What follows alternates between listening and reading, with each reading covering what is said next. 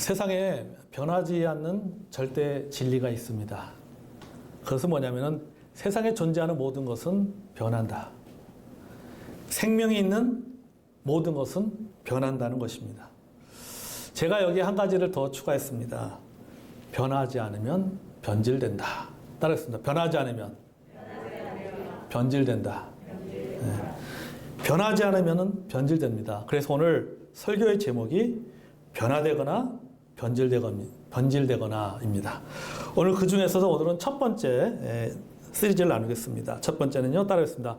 하나님의 은혜와 구원받은 믿음을 땡처리로 여기지 마라. 네. 여러분, 하나님의 은혜와 구원받은 믿음을 여러분 땡처리로 여겨서는 안 됩니다. 땡처리로 여기면 어떻게 되냐? 변질됩니다. 여러분, 변화와 변질은요, 비슷한 것 같지만은 다릅니다. 변화는 사물이나 성질이 고쳐져서 달라지는 겁니다. 그러니까 좋게 고쳐져서 달라지는 것이 변화입니다. 변질은 썩어서 성질이 달라지는 겁니다. 완전히 새로운, 원래 목적을 상실해버리고 완전히 새로운 물질로 바뀌어져 버리는 것이 바로 변질입니다. 예를 들어 쌀이 식혜가 되는 것은 변화입니다. 쌀이 썩는 것은 변질입니다. 감이 익는 것은 변화입니다. 감이 썩는 것은 변질입니다. 배추가 발효가 되어서 김치가 되는 것은 변화입니다. 하지만 배추가 썩는 것은 변질입니다. 창조적인 소스가 되는 것은 변화입니다. 그러나 이 창조적인 소스가 나중에 지배적인 다수가 되고 기득권의 세력이 된다면 그것은 변질입니다. 그리스도인이 되는 것은 변화입니다. 그러나 그리스도인이 되고 난 이후에 종교인이 되는 것은 그것은 변질입니다. 변질되면 썩습니다. 썩으면은 썩은 냄새가 나는 거예요. 여러분, 그렇지 않습니까? 썩으면 썩은 냄새가 납니다. 그 썩은 냄새가 얼마나 역겹습니까? 이 단백질 종류 같은 그 식품이요, 변질된 상태를 부패라고 말합니다. 제가 우리 그 칼럼에서 했지만은 단백질 종류의 식품이 썩으면 그게 부패가 되는 거예요. 변질되면 그 부패가 되는 거예요. 그리고 지방이 썩으면은 산패라고 얘기합니다. 그리고 지방이나 단백질에 다른 어떤 음식물이 그 썩는 것을 변폐라고 합니다. 변폐. 여러분, 단백질 식품이 썩으면요, 암모니아 같은 냄새가 나. 암모니아, 심한 암모니아가 악취가 나고 거기서 그 유해성 물질들이 생기기 시작합니다. 여러분, 변질되어 썩은 냄새가 나는 사람들이 있었습니다. 변화됐지만은 더 이상 그 변화에서 멈추지 못함으로 말미암아 그것이 변질되고 나중에는 그 썩은 냄새를 품어내는 사람들이 있었습니다. 성경에 보면요, 그들이 누구냐면은 바리새인들이에요. 예수님께서 바리새인들 향해서 뭐라고 말씀하십니까? 이 해칠할 무덤 같은 존재들이라고 얘기합니다. 여러분, 이 무덤에, 그 당시에 무덤에 해를 칠해 놓는 이유는요, 사람이 죽으면은 이제 시신을 묻습니다. 근데 뭐 우리처럼 이렇게 땅이 족이라 돌짝밭이란 말이에요. 그러다 보니까는 땅을 깊게 파가지고 묻지를 못하는 거예요. 그러니까 소위 말해서 가묘라 그러죠. 대충 파놓고 사람을 이렇게 시신을 안치시켜 놓고 돌 같은 걸로 이렇게 쌓아놓고 이렇게 합니다. 그러면 이제 시체가 썩잖아요. 썩은 냄새가 나는 것이죠. 그래서 해를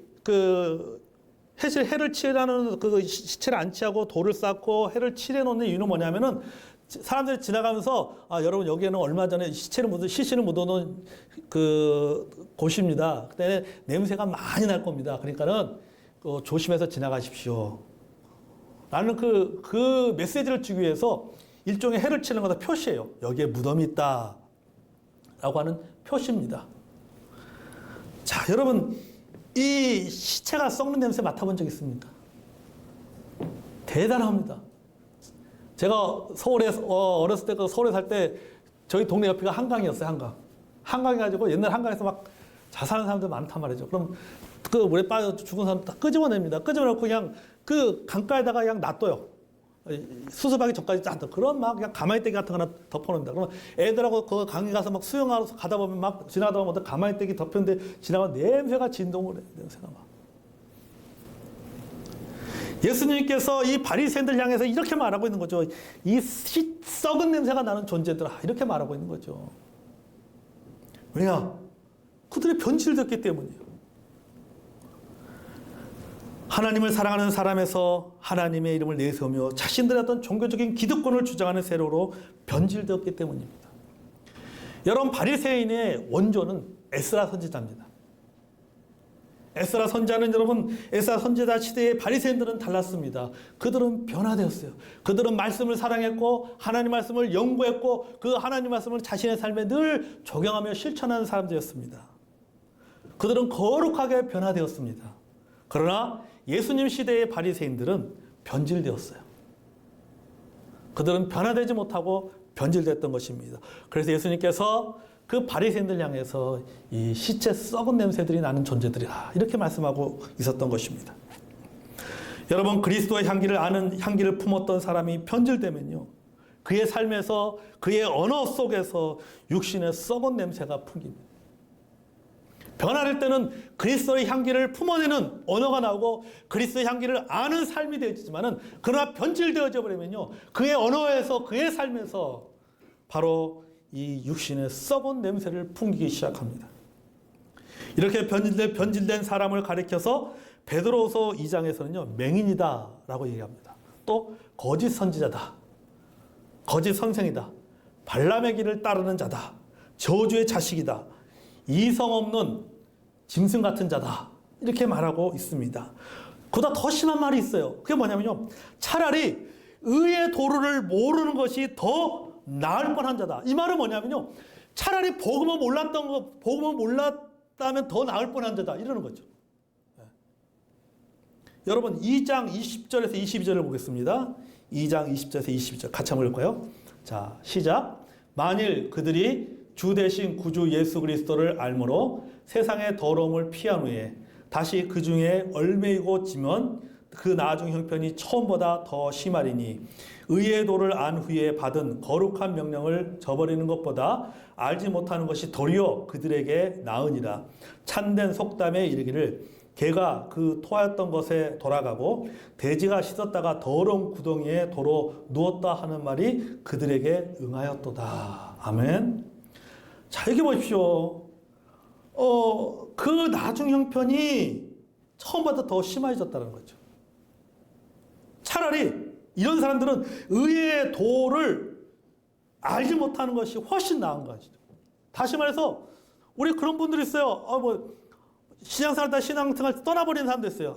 교회 다녀봤자 교회 다녀도 별로 소용없네. 아무튼 차라리 몰랐으면 나을 뻔했는데, 알고는 다시 변질돼서 세상으로 나가버리면 그 사람은 그동안 알고 있었던 믿었던 그 믿음에 대해서, 믿음의 내용에 대해서, 복음에 대해서 여러분,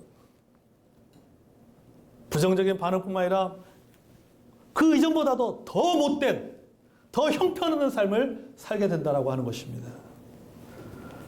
속담에 이르기를 이것처럼 개가 그 토한 것에 돌아가고, 이 말은 개가요, 토한 것을 그 자기가 토한 음식을 다시 먹는다는 거죠. 또 돼지가 깨끗하게 자기 몸을 씻고 나서는 그 다음에 어디로 다시 들어가는 거예요. 그 더러운 돼지 우리로 다시 들어가서 자기 몸을 비비는 것과 똑같다는 거죠. 변질된 것이죠. 정확하게 말하면 변화로 시작해서 변질로 나가게 된 것입니다. 여러분, 많은 성도들이 이렇게 살아갑니다.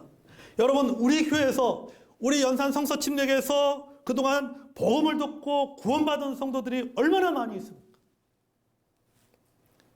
예전에 함께 주님을 섬겼던 여러분의 친구들이 다 어디로 갔습니까? 구원받은 것을 감사하고 내가 주님을 위해서 평생 살겠다라고 간증하며 고백했던 그 성도들이 다 어디로 갔냐? 지금 다.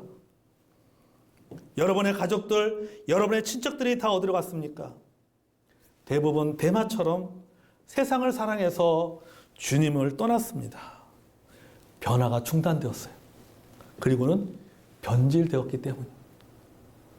변질되어 버린 거예요. 지금 이곳에 모인 우리들도 얼마든지 이렇게 될 수 있어요. 저도 변질될 수 있고 우리 성도들도 변질될 수가 있습니다. 누구든지 예외 없이 변화하지 않으면 변질되고 맙니다. 때로는 변화되었다가도 변질될 수 있습니다. 몸은 교회 공동체에 있어도 마음은 변질될 수 있습니다. 경건의 모양은 있으나 경건의 능력이 없다면 변질된 것이죠. 입술로는 주님을 공경하나 마음으로는 주님으로부터 멀어져 있다면 변질된 것입니다. 성경에 보면 여러분 고린도 교회가 그랬습니다. 갈라디아 교회가 그랬습니다. 요한계시록에 나오는 7교회 대부분의 교회들이 그렇게 했습니다. 그래서 사도 요한은 이 요한계시록에 등장하는 교회들을 향해서 뭐라고 말합니까? 너희들이 처음 사랑을 회복하라고 합니다. 처음 행위를 가지라고 말합니다. 왜요? 그들이 변질되었기 때문에. 오늘 본문 10절에도 아주 강하게 강조하고 있습니다. 같이 한번 읽어볼까요? 자, 시작. 그러므로 형제들아 더욱 힘써 너희 부르심과 택하심을 굳게 하라.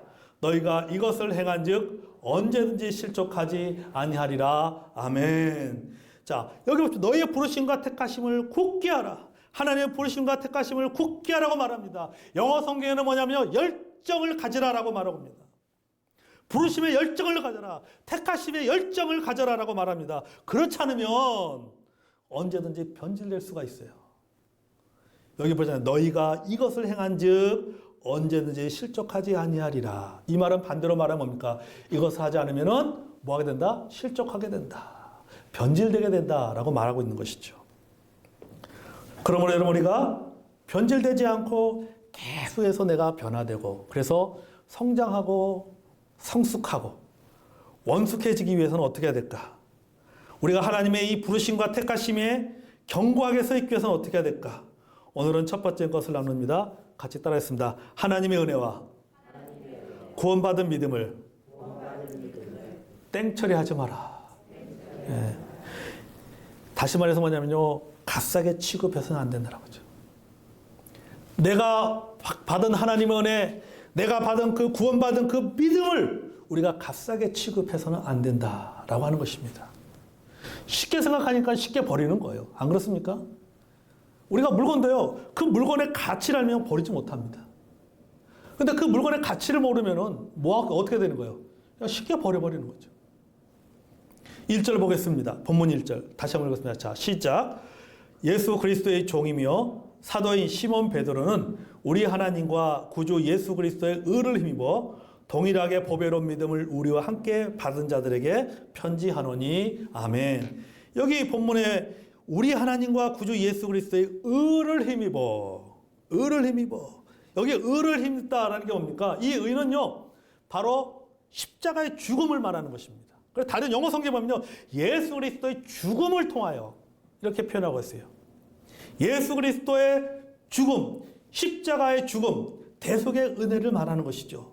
다시 말해서 여러분, 우리가 예수 그리스도께서 나의 죄를 위해서 고통당하시고 십자가에 달려 죽으심으로 말미암아 우리가 구원받았어요. 아멘. 그게 뭡니까? 그게 바로 구원 얻은 믿음이에요. 구원 받은 믿음이에요. 한 것도 없이 거저 받았습니다. 그래서 이거는 뭐예요? 선물이잖아요. 한 것도 없이 거저 받았어요. 이 선물은 누구에게나 차별 없습니다. 그래서 성경은 뭘까? 동일하게 보배로운 믿음 이렇게 표현하고 있잖아요. 예수 그리스도의 의를 힘입어, 다시 말해 예수 그리스도의 죽음을 통하여 동일하게 라고 하는 것. 차별이 없다라고 하는 것입니다. 누구든지 차별이 없다라고 하는 것이죠. 부자나 가난한 자나 유대인이나 또는 이방인이나 외인이나 의인이나 죄인이나 남자나 여자나 할 것 없이 예수 그리스도의 죽음을 통한 구원은 차별이 없다는 거예요. 차별 없이 누구나 믿음으로 받아들이면 된다. 누구든지 믿으면은 구원받는다. 이 말이에요. 그래서 예수 그리스도의 의를 힘입어 동일하게 차별 없이 보배로운 믿음을 받는다라고 말하고 있는 것이죠. 나는 이걸 거저 받았단 말이죠. 한 거 없이. 하지만 이런 선물이 그냥 주어진 게 아니에요. 여러분, 우리가 누군가로부터 선물을 받습니다. 어떤 사람이 나를 사랑하고 좋아하고 또 늘 어떤 그런 기억을 하고 있다 오늘 갑자기 선물을 줬어요. 예를 들었습니다. 만 원짜리 선물을 줬습니다. 나는 한 것도 없는데 거저 10,000원짜리 선물을 받았어요. 하지만 이런 땅 판다고 10,000원 나옵니까? 누군가는 나에게 10,000원짜리 선물을 주기 위해서 누군가는 10,000원만큼의 땀을 흘린 겁니다. 10,000원만큼의 땀을 흘려서 그 보상으로 선물을 사서 준 거예요. 나는 그것을 거저받았지만은 누군가는 나에게 그 선물을 주기 위해서 그만한 대가를 지불한 것이죠. 그만한 값을 지불한 것입니다. 여러분, 우리는 구원이라는 선물을 그냥 받았지만은 그 선물은 예수님의 고통을 당했기 때문에 가능했던 것입니다. 예수님이 죽었기 때문에 가능했던 것입니다. 예수님께서 핏값을 지불하셨기 때문에 가능했다는 것입니다.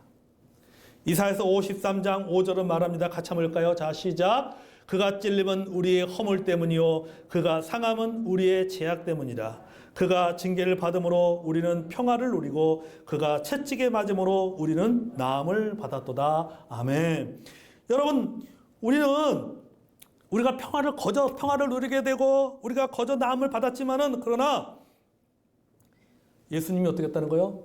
찔림의 대가를 지불하신 거죠. 상함의 대가를 지불하신 거죠.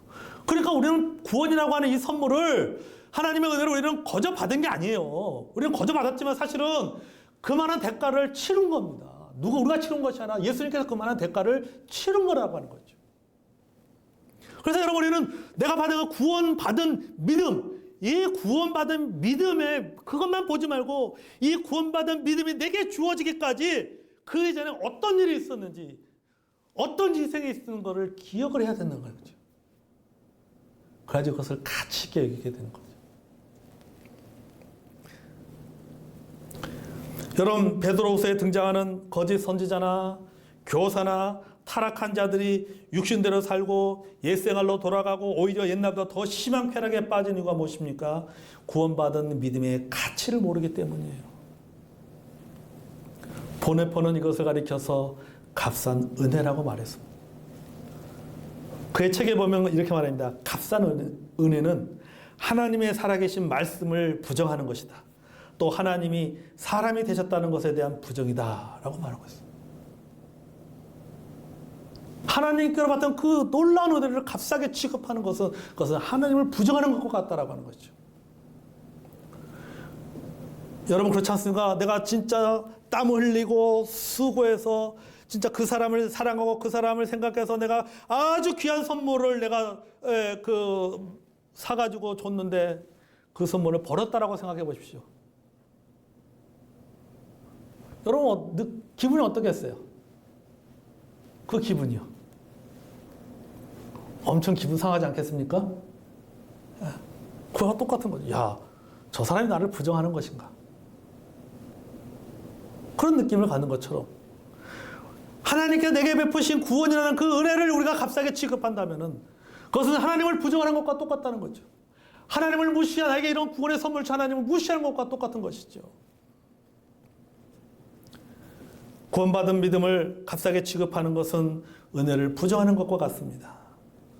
우리가 이름만 기독교인이 되고 명목상 그리스도로 살아가는 이유는 구원의 은혜에 구원받은 이 보배로운 믿음을 값싸게 취급하고 싸구려 취급하기 때문이에요. 여러분, 구원은 면죄부가 아닙니다. 따라서 구원은 면죄부가 아니다. 여러분, 구원은 면죄부가 아니에요. 구원받은 믿음, 보배로운 믿음은 거저받았다고 해서 그것을 면죄부로 생각해서는 안 된다는 거죠. 난 예수 믿고 구원받았어. 나는 죽으면 천국 가. 그렇기 때문에 내가 무슨 어떻게 행동하든 뭘 하든 간에 나는 결국 죽으면 천국 가. 예수님께서 나의 모든 죄, 과거의 죄, 현재의 죄, 미래까지 나의 모든 죄를 다 용서해 주셨기 때문에 나는 천국 가. 라고 생각하면서 자기 마음대로 살아간다면, 마음대로 사는 것은 마치 구원을 면적으로 생각하는 것하고 똑같은 거예요. 여러분, 죄와 구원에 대한 진지한 갈등과 체험이 없는 사람에게 구원은 신앙을 게으르게 만들고 방종하는 삶에 대한 면죄부로 여길 수가 있습니다. 결국 예수님을 따르는 삶을 살지 않고 불법을 저지르고 믿음으로 구원을 얻었다라고 생각하는 명목상 신자가 되고 마는 것이죠.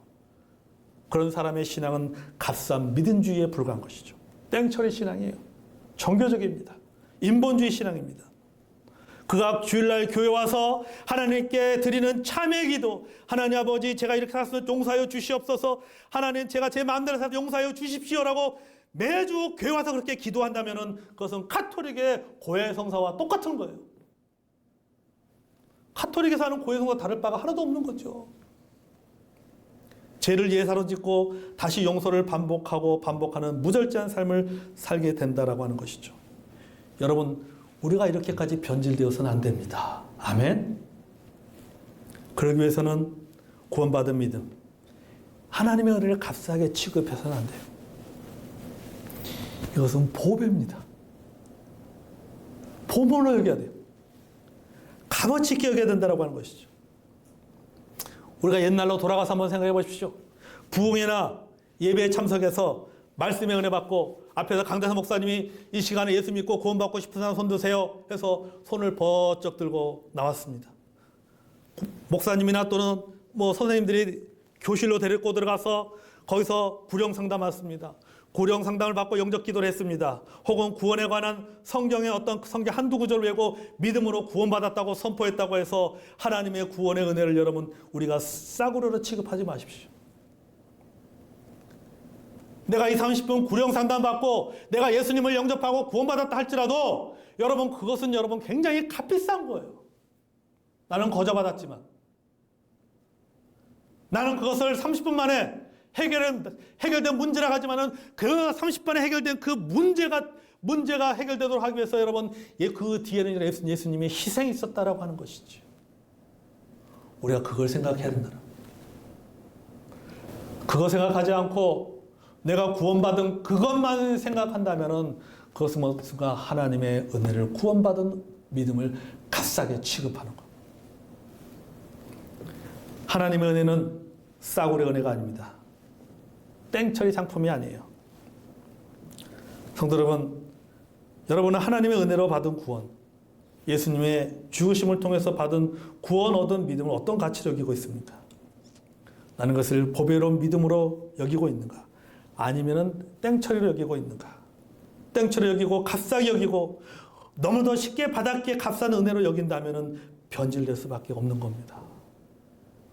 내가 변화하기 위해서는 아까 11절의 말씀처럼 하나님의 부르심과 택하심에 굳게 있고 변질되지 않기 위해서는 구원 얻은 그 믿음을 우리는 보배롭게 여겨야 됩니다.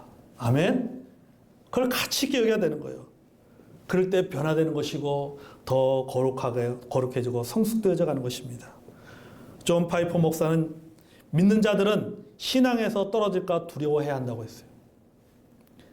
하나님의 은혜가 아니면 우리는 오늘 당장이라도 죄를 짓고 지옥으로 갈 수 있다. 하나님의 은혜 때문에 지옥이 안 가는 것이지. 하나님의 은혜가 없다면 오늘 당장 우리는 지옥 갈 수밖에 없는 존재다. 그러므로 이 신앙에서 떨어질까 두려워라. 이 말은 뭔가 두려운 마음으로 신앙생활하라는 것. 두려운 마음으로.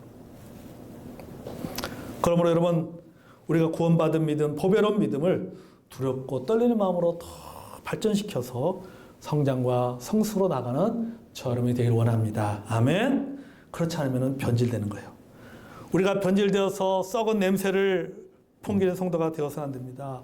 변화되어서 하나님의 나라에 영광스럽게 들어가는 저 여러분이 되기를 주의 이름으로 축복합니다. 아멘. 자, 11절 말씀 마지막으로 읽고 마무리하겠습니다. 자, 11절 같이 읽겠습니다. 시작. 이같이 하면 우리 주 곧 구주 예수 그리스도의 영원한 나라에 들어감을 넉넉히 너희에게 주시리라. 아멘. 여기 보니까 이같이 하면 앞에 뭐가 있는 거예요? 이같이 하면. 그 앞에 무슨 얘기입니까?